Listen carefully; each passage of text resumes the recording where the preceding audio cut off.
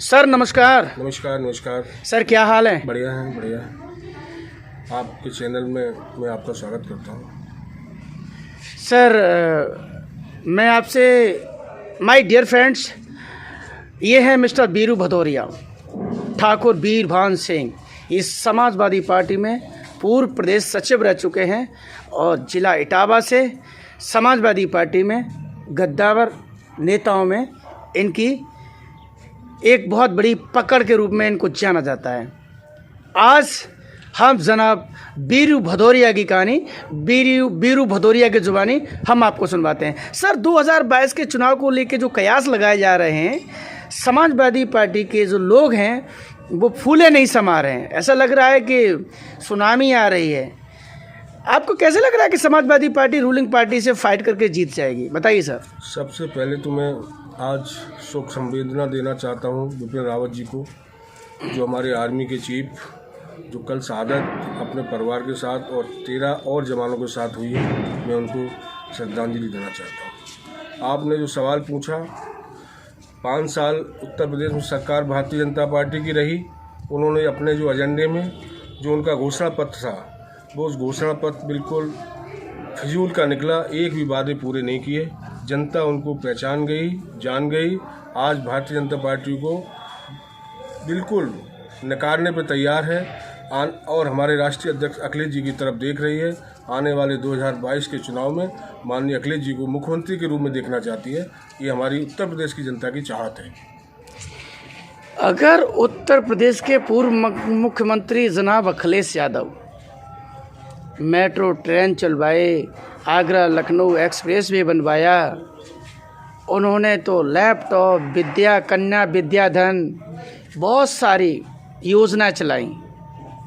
अगर उन्होंने ऐतिहासिक विकास किया और आप लोग उनको ऐतिहासिक पुरुष कहते हो, तो उत्तर प्रदेश की जनता ने उन्हें 224 से 50 पे लाके खड़ा क्यों कर दिया? बताइए भदौरिया जी। उसका कारण सिर्फ एक ही है। ये भारतीय जनता पार्टी जुमलाबाजी पार्टी है। हमारी भोली भाली जनता को पूरी तरह ठगने का काम किया। बड़े बड़े वादे दिखाए और एक भी वादा उन्होंने पूरा नहीं किया। आज प्रदेश में जो भी विकास काम दिखाई दे रहे हैं, वो सब पुराने काम माननीय राष्ट्रीय अध्यक्ष जी के ज़माने के हैं। और जो स्थिति आज भारतीय जनता पार्टी ने बना के रख दी है प्रदेश में, आज भ्रष्टाचार चरम सीमा पर है। आज युवा भटक रहे हैं और बेरोजगारी है, व्यापारी परेशान हैं। आज पूरा प्रदेश त्राय कर रहा है इस भारतीय जनता पार्टी से। जनता हमारी भोली भाली थी, बहकावे में आ गई, लेकिन 2022 के चुनाव में अब बहकावे में नहीं आएगी। चलिए हम आपके सवाल को वाजिब मानते हैं जो आपने बोला। अगर भाजपा जुमलेबाजों की पार्टी थी, मिस्टर भदौरिया, उन्होंने कमिटमेंट रॉन्ग किए, उन्होंने जो कहा वो किया नहीं, तो काट की अंडी एक बार चढ़ती है, 2 बार चढ़ती? पहले मुझे ये बताओ आप। एक बार चढ़ती है। काट की अंडी एक बार चढ़ती, तो दोबारा पुनः 19 में नरेंद्र दामोदर दास भाई मोदी को प्रचंड बहुमत से पूरे देश में लोगों ने प्रधानमंत्री क्यों माना? बताइए। उसका कारण एक है, इस देश में जो हिंदुत्व का उन्होंने बीड़ा उठा रखा है। ये देश सब समाज और सब धर्मों का देश है, जो आज़ादी के बाद से सारे धर्मों का देश जिसको कहा जाता है। लेकिन उन्होंने जो आग उगलने का काम किया, उन्होंने जो ध्रुवीकरण किया, उन्होंने कहीं ना कहीं हार्ट को टच किया हमारे देश के लोगों को। कहीं राम मंदिर के नाम पर, कहीं हिंदू मुस्लिम के नाम पर। सिर्फ इनका एक ही एजेंडा रहा है आज तक। उस एजेंडे में हमारे देश के लोग गुमराह होते रहे। लेकिन इनकी 2 बार हंडी चढ़ गई है, लेकिन अब दोबारा चढ़ने वाली नहीं है। ये स्पष्ट रूप से मैं आपको बता देना चाहता हूँ। जनाब हंडी तो एक ही बार चढ़ती है काट की, आप 2 बार बता रहे हो। और फिर रही बात ये भदौरिया जी, तो एक सवाल दूसरा ले लीजिएगा। मैं आपको बता दूं, समाजवादी पार्टी की सरकार थी, बुंदेलखंड में ऐतिहासिक रैलियां होती थीं जनाब अखिलेश यादव की, और भीड़ तो इतनी होती थी कि आप खुद ब खुद जानते हैं कि भीड़ को देख के कयास लगते थे कि विपक्ष उत्तर प्रदेश में नाम के लिए भी नहीं रहेगा। और जब रिजल्ट आया तो एक नहीं दो बार बुंदेलखंड ने समाजवादी पार्टी को हीरो से जीरो पे लाके खड़ा कर दिया। बीरू भाई, अब आगे की हाल बोलिए कि ऐसे में क्यों आपको लगता है कि बुंदेलखंड में आप हीरो बन सकते हैं? Tell me right now. आज राष्ट्रीय अध्यक्ष जी की जो रैलियां हो रही हैं, ये सच्चाई है कि जनता उभर के आ रही है। क्योंकि पूर्व में भी हुई है वो, मैंने ये बोला है अभी। मैं उसको स्पष्ट कर देना चाहता हूँ। पूर्व में जो हुई हैं, जो अब हो रही हैं, दोनों में कहीं ना कहीं अंतर इस बात का कहा जाएगा कि जनता अब जान चुकी है। जनता अब ये कहने लगी है, आप जहाँ देखिए कि जब चुनाव करीब आएंगे तो भारतीय जनता पार्टी कोई ना कोई ऐसा खेल करेगी, कोई ना कोई हिंदू मुस्लिम कार्ड खेलेगी जिससे लोग परिवर्तित हो जाएंगे। जब जनता ये जानने लगी है कि इनका अब कार्ड न चलने वाला नहीं है, तो ये जो भीड़ आ रही है जो वोट पे कन्वर्ट होगी 1000% होगी और समाजवादी पार्टी की सरकार बनेगी। गुड बीरू भाई, आपने एक फिर सवाल दे दिया। वो जो भीड़ आ रही है जिसके सर पे लाल टोपी है, लाल टोपी और बिना टोपी के जो भीड़ है उसमें से माइनस कर दो, उसमें फिर डिसीजन माइनस करो कि कितने प्लस में रहेंगे कितने माइनस में रहेंगे। जो लाल टोपी लगा के आ रहा है वो तो आपका कार्यकर्ता है ना सर, या तो वो पदाधिकारी है, या वो सक्रिय सदस्य है, या वो साधारण सदस्य है, वो तो आपका कार्यकर्ता बूथ का है। लेकिन जो वोट देने जा रहा है वो उस रैली में नहीं दिखाई दे रहा ना। जो वोट देने वाला टोपी लगा के तो नहीं जाने वाला ना सर। ऐसा है जी कि अखिलेश जी को चाहने वाले लोग वो कार्यकर्ता नहीं है, वो पदाधिकारी नहीं है। जो राष्ट्रीय अध्यक्ष जी को पसंद कर रहा है, जो चाह रहा है, वो हर आदमी चाहता है कि मैं सिर पे टोपी लाल लगाऊं। ये सौंदर्य का एक प्रतीक है लाल टोपी, प्यार का एक प्रतीक है।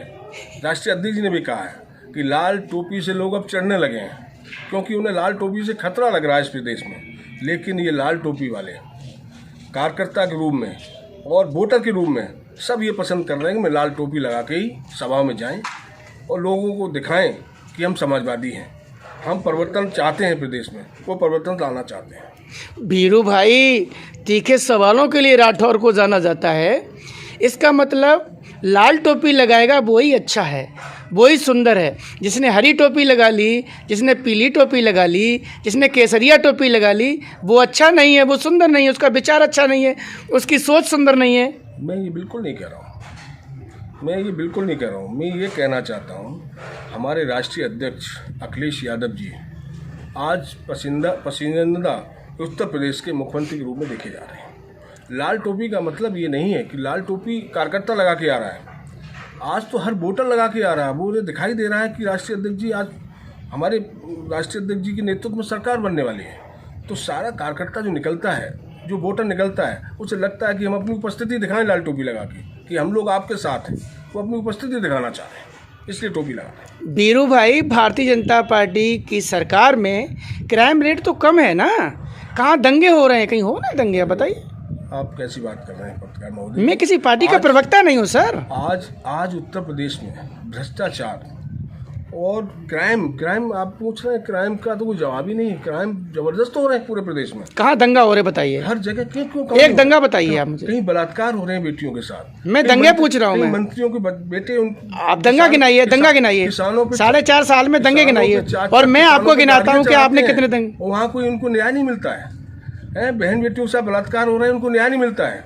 आपकी सरकार में नहीं हुए तो उस पर आपकी सरकार में नहीं हुए। मैं गिनाना शुरू करूं? नहीं, कड़ी कार्रवाई हुई, लेकिन इसमें कार्रवाई भी नहीं होती है। एक मंत्री का बेटा 4 किसानों पे गाड़ी चढ़ाता है और पूरा विपक्ष आवाज उठाता है, धरना प्रदर्शन करता है, लेकिन उसकी आवाज को दबा दिया जाता है। बीरू भदौरिया जी, जो भी हाँ बोलिए बता देना चाहता हूँ, जो भी न्याय की आवाज उठाएगा उसे तुरंत जेल में डाल दिया जाएगा। ये पुलिस प्रशासन, ये जितना शासन के हिसाब से चलाया जा रहा है, ये पूरी तरह भारतीय जनता पार्टी के हिसाब से काम कर रहा है और करना भी चाहिए शासन के हिसाब से। जब सरकार भाजपा की है तो करेगा किस हिसाब से? लेकिन न्याय और अन्याय के साथ काम करना चाहिए। आज पूरी तरह प्रदेश में अन्याय हो रहा है, ये जनता जान चुकी है पूरी तरह। 2022 के लिए तैयार बैठी है, इलेक्शन का इंतजार हो रहा है बस। अच्छा, ईमानदारी से बताइएगा बीरू भाई, आप हमारे कैमरे पे पहली बार आए और हम तो बहुत दिनों से आपको ढूंढ रहे थे। धन्यवाद। और मैं समझता हूँ कि आप यहाँ सीनियर समाजवादी पार्टियों में से हैं, जी। समाजवादी पार्टी के नेताओं में से, माफ़ी चाहूँगा। समाजवादी पार्टी की सरकार थी और सैंपई में नुमाज लगी थी। मुजफ्फरनगर में गांव के गांव खाली हो रहे थे। सरकार किसकी थी? समाजवादी पार्टी की थी। हैं? समाजवादी पार्टी की थी। ठीक, 1 मिनट और लीजिएगा। आप करिए, उसके बाद जवाब देता हूँ। निठारी कांड हुआ, नरकंकाल तंत्र पकड़े गए, लोग तो मरते हैं, लोगों का क्या? सरकार किसकी थी? समाजवादी की थी। लेकिन एक मिनट सर, हाँ ना, 1 मिनट। मथुरा में जवाहर कांड हुआ, 28 लोग मरे, उसमें 8 पुलिस वाले, उसमें 4 अधिकारी। सरकार किसकी थी?